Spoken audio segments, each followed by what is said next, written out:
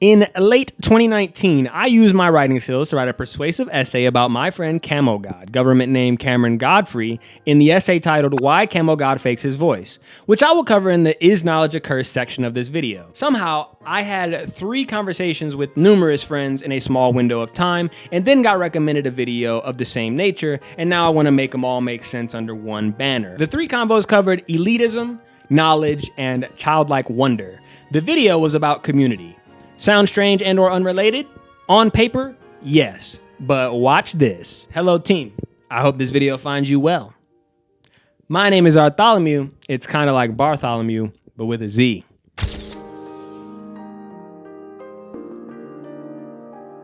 Funnily enough, the voice faker I mentioned earlier, yeah, he's still my friend. And I love that guy to the moon and back. We're having a conversation a couple days ago. I'm telling the VC how trash Toradora actually is watching it without rose-tinted glasses and whatnot. We start talking about our favorite rom-coms. Of course, I got Snafu as my top 0.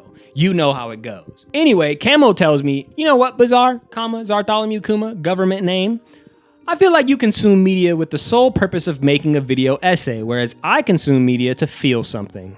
Also, you have an elitist mentality when it comes to shows, and I'm taken aback by his words. He even prefaced this statement by first giving me permission to be mad, and mad I was, and saying that he doesn't want me to take offense by it, and offense I took. How could he? Et tu, Camo? But if there be anything I know how to do against Cameron Luigi Zero to Death Godfrey, it is tech. So I counter, actually, I have a loyalist mentality. It's different. And it is. As silly as the conversation was, I decided to prove Camo right with a video essay. If you've been watching since the start, you should have a pretty good understanding of the way I think and the things that I enjoy. That was on purpose. Instead of making my first video be an introduction, I allowed for interpretation, conversation, and maybe admiration. What was that?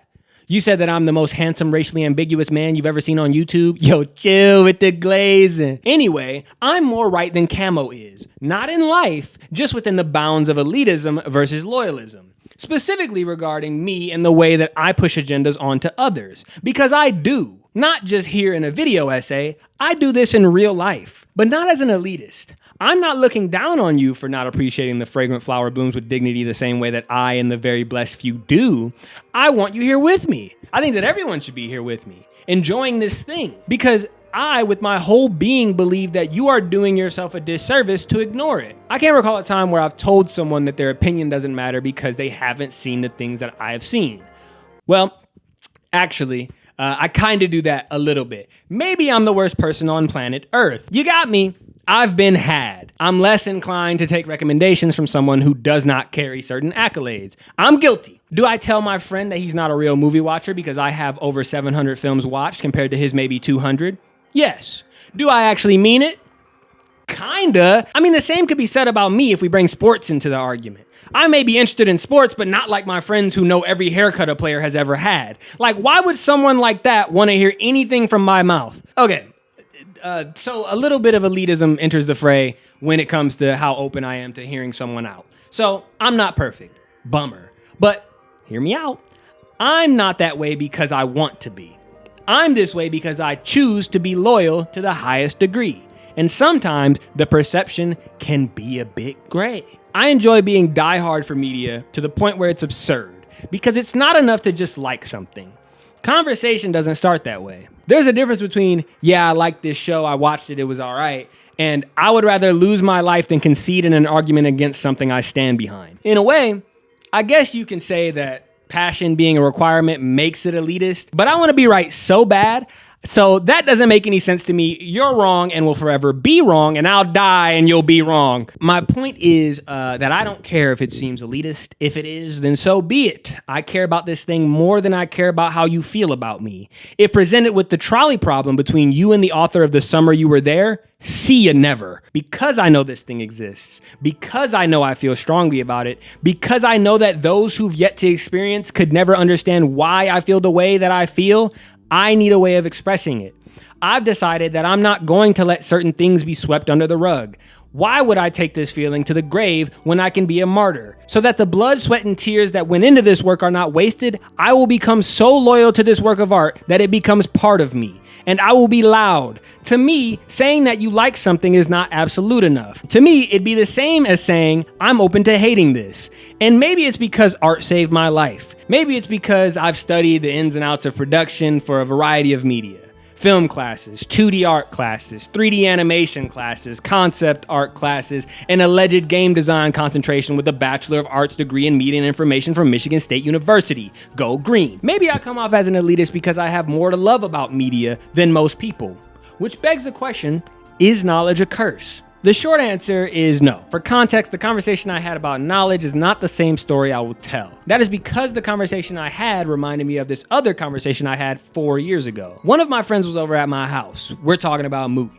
Mind you, I've known this guy for about 10 years. Didn't know he loved movies until we were out of high school and college. He goes, yo, you think that liking movies too much is bad?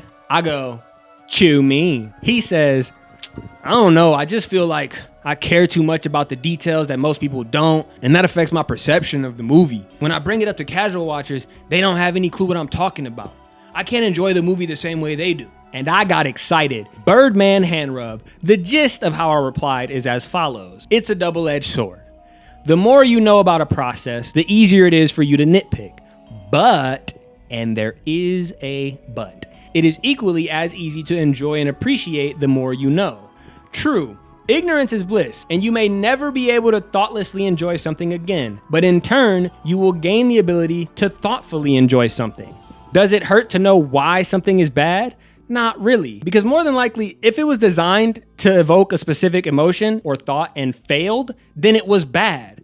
Call a spade a spade. Objective practices are the foundation of a product that becomes subjective based on how skillfully the objective parts were executed and or subverted. I would argue that the byproduct of knowing more about film production and watching a movie knowing too much always returns enjoyment, a lesson, or both. I believe that the average person is the cursed one because they can't learn from something if they don't know what they're looking for. And what do you do when you can't relate to casuals anymore? Become an elite. Wait.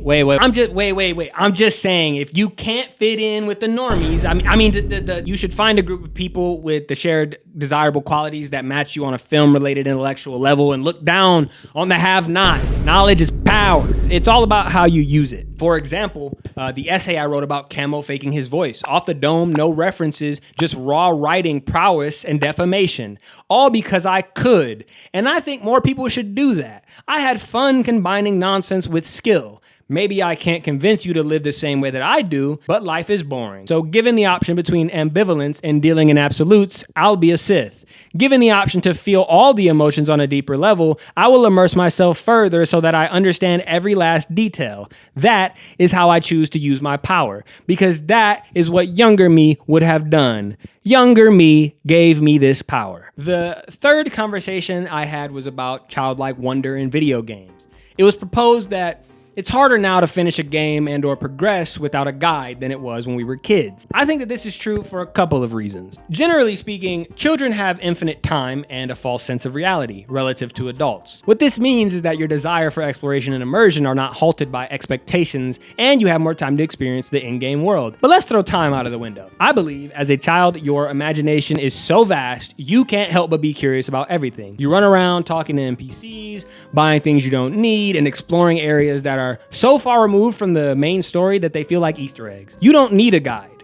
You let the game guide you. Not in a quest marker or a highlighted objective type of way. You let the world itself guide you. And through that, you gain more than is required of you. And sometimes you end up beating the game without trying. And even if you don't, do you care? As an adult, again, let's throw time out of the window. Your imagination is not vast. You aren't curious about everything because you have expectations and references for common tropes, enemy types, loot, progression, etc. It would be troublesome for you to do anything but the main story. And for anything outside of the main story, it would be beneficial for you to use a guide, because some games don't have blatant quest markers or highlighted objectives with the intent that you will explore and come across it naturally. But you won't, because your only goal is to complete the game. And if you don't, did you even play it? This is a hypothetical, a very generalized and hyperspecific hypothetical, but the proposal itself was a hypothesis. We've constructed a scenario to help us better understand what it would mean if true. It's possible that we are less imaginative and less curious as we age, which could lead to jadedness. And the conversation was mad long. I'll just tell you how it relates to my point. If I want to ensure that I will never age out of something, I must become capable of allowing myself to be as immersed as my younger self would. Time flies when you're having fun. And it's hard to enjoy your Little Caesars pizza when you are also the significant other in your own ear complaining about it. That is a very niche analogy. I will not explain further. Lastly, Scott Kramer made a video titled, "YouTube Doesn't Feel the Same Anymore." In it, he talks about the death of community. This really resonated with me. I'm not going to talk you through the video. You should go watch it if you're interested. But TLDR, sometimes things grow to be unrecognizable. People tend to be really invested very early on and eventually split off into their own subgroups, a derivative of the original. For whatever external reasons, this is the curse of community. But I believe there is a way to prolong the inevitable. And maybe I'm just crazy, but I've spent the whole video talking about it. Generally speaking, the things you love die when you stop caring. And I, for one, don't like witnessing avoidable deaths. It doesn't have to be intentional. Year by year, month by month, week by week, day by day, your investment dwindles. The thing you used to love becomes something you like, and eventually something you used to like. By any means possible, I will not allow the things that I care about to go unnoticed. If I weren't hell-bent on that mission, everything would fall apart. Kramer ends his video by saying his universe exists within his own four walls because he has a family now. His reason for existing goes beyond feeling part of something bigger. Rightfully so. I believe that most communities fizzle out this way. Priorities change, schedules conflict, interest declines. People age out of their communities, similar to how they age out of the things they enjoy. Think of my argument as one of not letting go. I'm actively choosing to embody the very thing that I defend. To compromise on my opinion means that I'll die on a smaller hill in the middle of nowhere. Loving something the same way younger me would have loved it makes it impossible for me to age out of it. You like bloom into you. I'm ready to die about it. We are not the same. I have here in my notes, remember to highlight that we should want to understand more with the goal of appreciating more, not as an excuse to be hypercritical and enjoy things less. I think that's the difference between what it means to be a media loyalist and a media elitist. Hopefully that got across. Thank you for watching. Please subscribe if you agree. If you disagree, I don't have anything written there, but die, I guess.